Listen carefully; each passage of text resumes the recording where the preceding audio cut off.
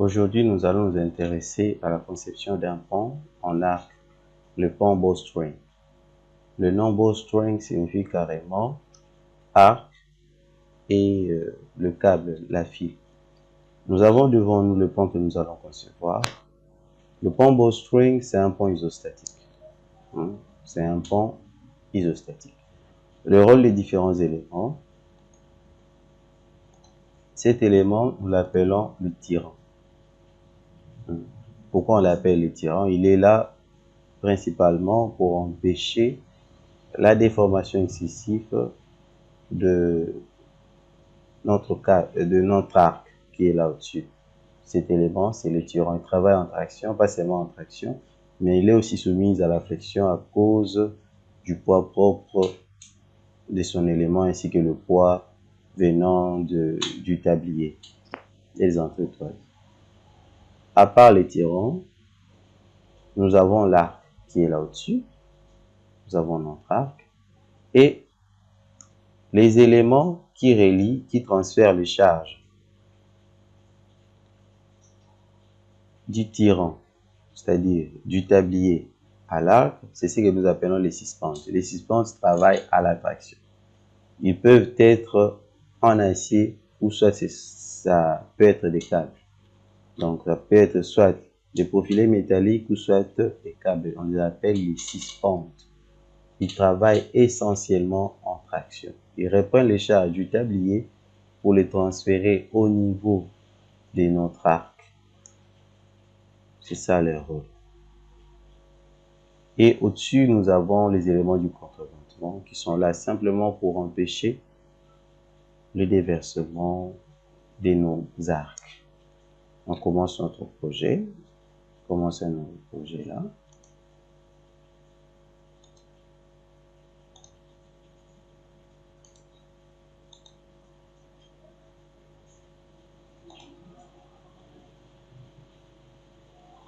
Nous sommes là, on va paramétrer les unités.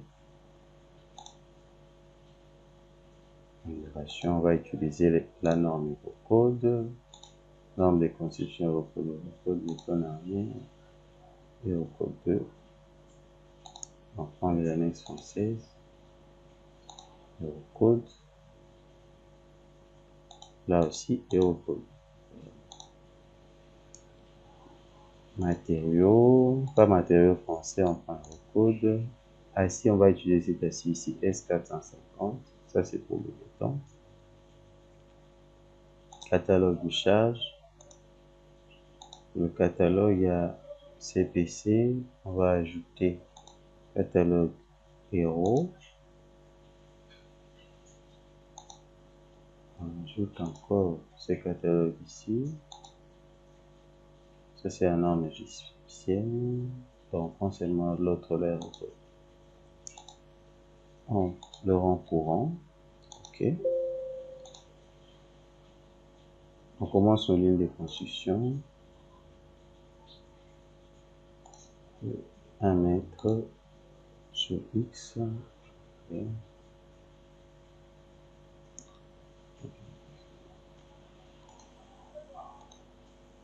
XZ.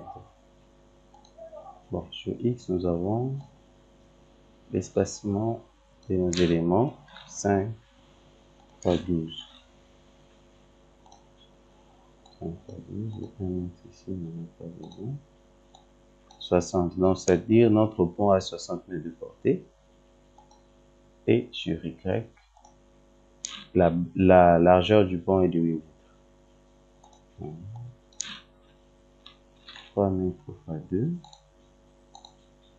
jusqu'à 7 et 1 mètre ici, ça représente la partie restante. L'air résiduel qu'on peut utiliser aussi comme le trottoir. ABC. Maintenant sur Z, on revient sur ceci. Nous avons devant nous l'équation de la déformée d'une poutre isostatique. C'est à l'aide de ça qu'on va paramétrer pour trouver la hauteur de la flèche. Nous avons mis quel exposons 4 sur 24 EI devant la parenthèse et nous l'appelons facteur. Maintenant, la flèche maximale au milieu, lorsque x sur L égale à 0,5, on a cette valeur aussi qui est déjà connue, 5,4 sur 384 EI. Maintenant, on exprime ceci en fonction de la facteur, de notre facteur, et on trouve ce rapport ici que le facteur est égal à 16 sur 5 multiplié par la flèche. C'est important. Il faudrait savoir que le surabaissement est normalement compris entre 1 sur 10, 1 sur 5 et 1 sur 10. Donc 1 sur 10 et 1 sur 5 de la portée. C'est ce rapport ici, F sur L. On a pris 6,5, une valeur comprise entre les deux directement. Et F, vu que notre portée est de 60 mètres, F 6 sur 25, donc c'est-à-dire la portée, la flèche maximale autorisée, admissible, est de 9,23. On ne peut pas dépasser. 9,23. Et si nous optons pour une flèche sur 9 mètres, c'est 9 mètres, c'est vraiment en dessous de ça. Le facteur ici va nous donner combien? On va sur Excel. Nous sommes là, la flèche de 9 mètres, et on a la valeur du facteur 28,8 mètres. 28,8. Et nous avons ici les différents coefficients pour nous permettre de trouver la hauteur, la valeur de Z qui correspond. Ici, pour x égale à 10,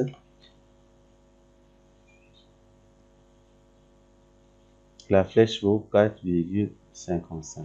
Donc on rentre ici sur 1 mètre, répéter une fois, et on saisit là. Commence par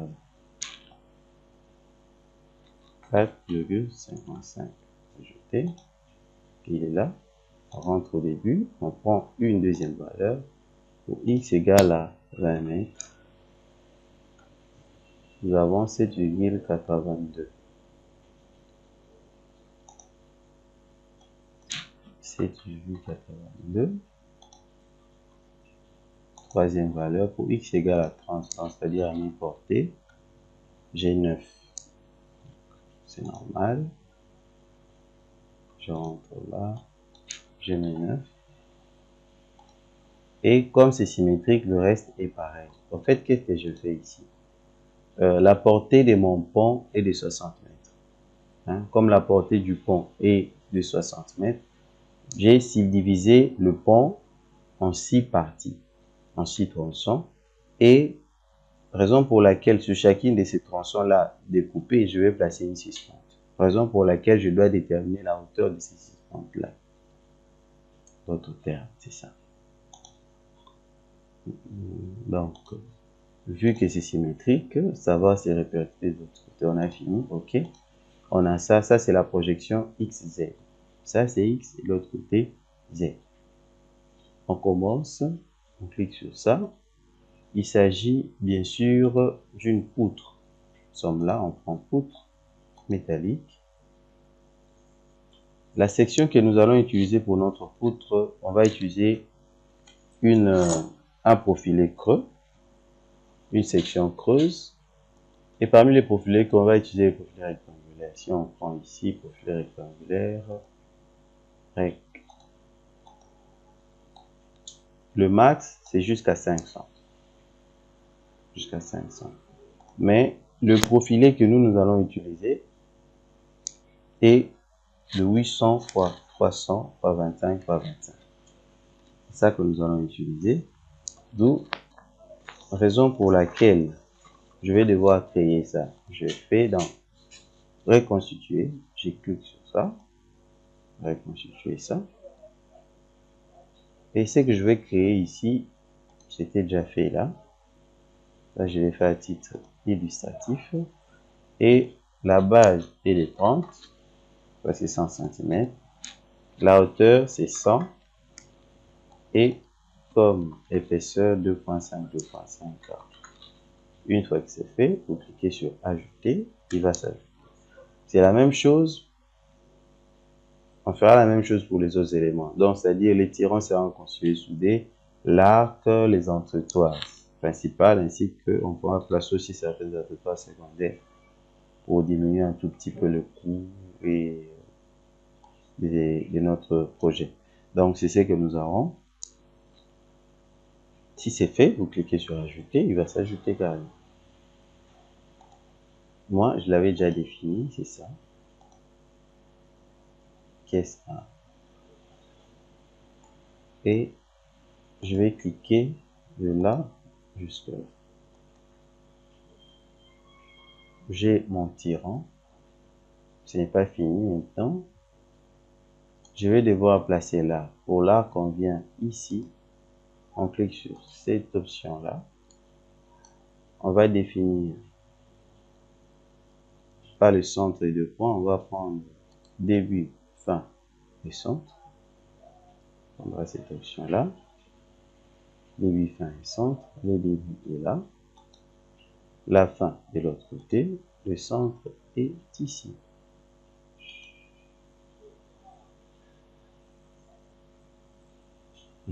Et on rentre un peu en arrière. Pourquoi on va rentrer? Pour certaines options, principalement ici. Qu'est-ce que nous allons faire? On va créer les barres. Créer les barres comme arc et non arc et rayon et non arc et corde. On va créer les barres. Et nous cliquons sur discrétisation ici pour le nombre de bords.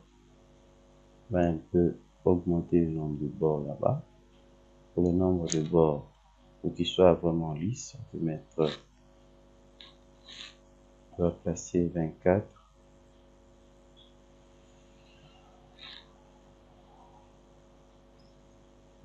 Bords.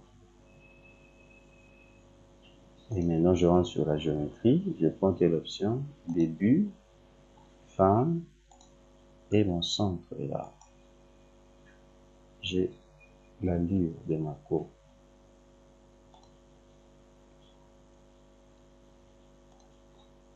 Je peux sélectionner. Vous voyez, j'ai la section caisse 1.1 principale. Voici les données. Les dimensions sont là. Saisie, base, c'est 30.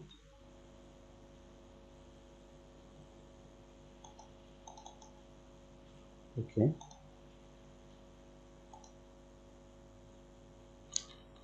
Tout ça, je peux aussi voir ça de l'autre côté.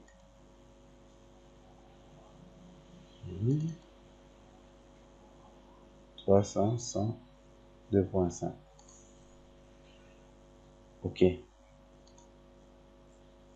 Maintenant, on va placer les suspentes. Je clique sur ça. Les suspentes sont en câble. Je choisis câble. Et j'ai déjà défini une section la suspente. Comment je l'ai défini? Je rentre ici. La section, je l'ai définie puisque avec l'aide du robot, on peut définir le câble à partir de sa section. Vous pouvez dimensionner, vous trouvez la section du câble et puis vous saisissez cette section là. Et puis après vous allez choisir le matériau acier ici, c'est qu'on vous prend. Tout comme on peut paramétrer, adapter un matériau, un type d'acier précis pour notre câble. Paramètres de montage, je laisse ces paramètres qui sont là, ça nous va. Donc c'est ça les données et ma suspente. C'est là et jusque là. Première suspente, première suspente, la seconde, la troisième, quatrième et la dernière suspente.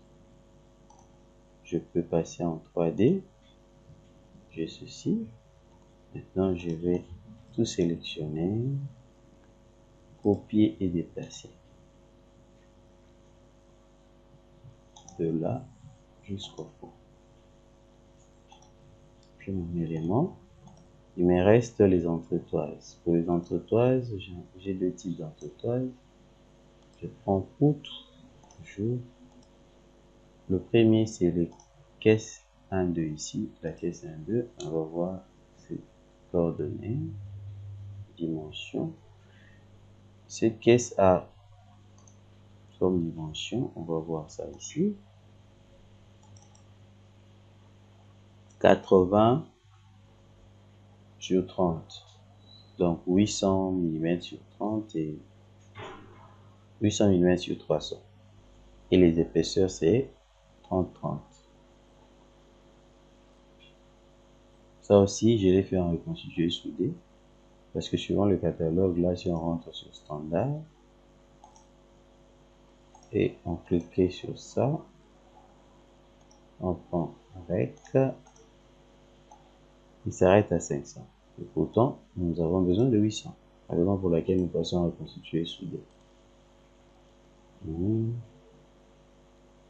Ici, je vais là, de là jusque là, ici. Ça va relier les 6 pentes. En bas.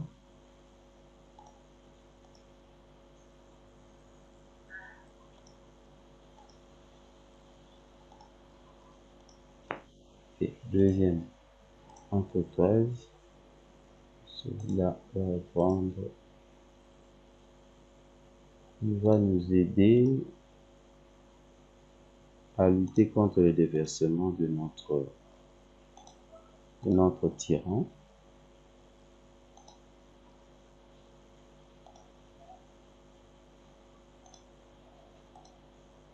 C'est fait.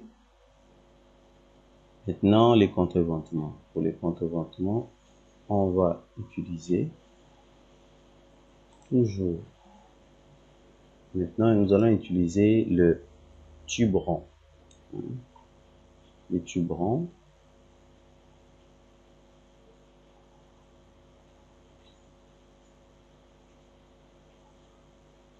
Ici. Jusque là.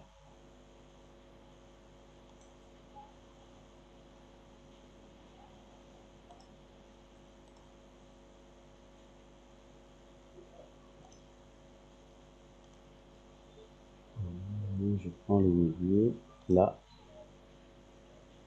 jusque là, là encore, jusque là.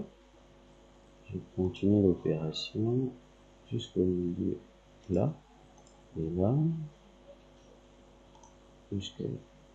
Je peux activer l'épaisseur de coquille. J'ai mon pont qui est modélisé. Ce n'est pas fini, je dois placer les dalles. Pour ce faire, je change de projection, je vais en XY.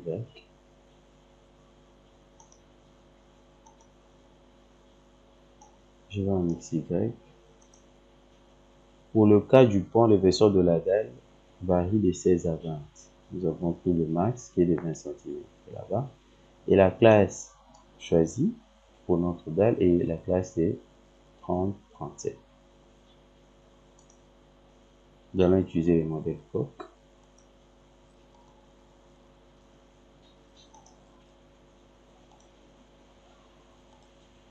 C'est fait, je peux prendre ça, je sélectionne et je vais le copier autant de fois. 1, 2, 3, 4, 5, 6, 7, 8, 9, 10, 11. 11 fois. Et le vecteur est là. On a fini avec la conception. Il nous reste les appuis. J'avais dit que c'est un pont isostatique. Appui ici, ici, et là. De l'autre côté, rotule, ici, et